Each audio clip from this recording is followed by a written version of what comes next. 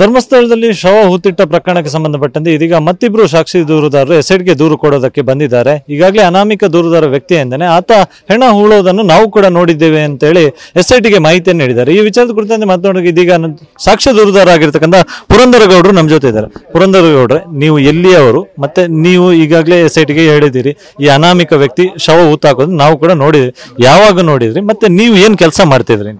ನಾವು ಮುಂಚೆ ಅಂಗಡಿ ಇತ್ತು ಸರ್ ನೇತ್ರಾವತಿಯಲ್ಲಿ. 2016-17 ಅಂಗಡಿ ಇತ್ತು.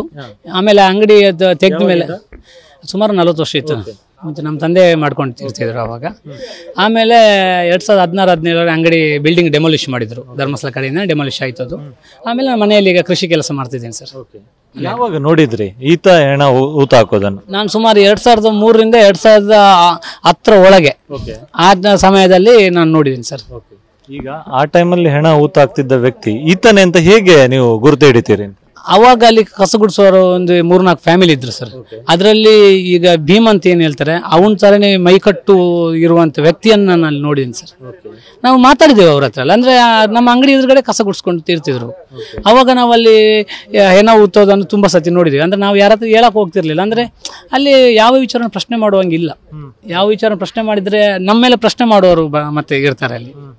ಅದಕ್ಕೆ ಆ ಒಂದು ವಿಚಾರವಾಗಿ ಭಯದಿಂದಾಗಿ ನಾವು ಯಾವ ವಿಚಾರ ಬರ್ತಿರ್ಲಿಲ್ಲ. ಇವಾಗ ಮುಖ್ಯಮಂತ್ರಿ ಅವರು ಒಂದು SIT ರಚನೆ ಮಾಡಿದ ಮೇಲೆ ನಮಗೂ ಸ್ವಲ್ಪ ಧೈರ್ಯ ಬಂದಿದೆ.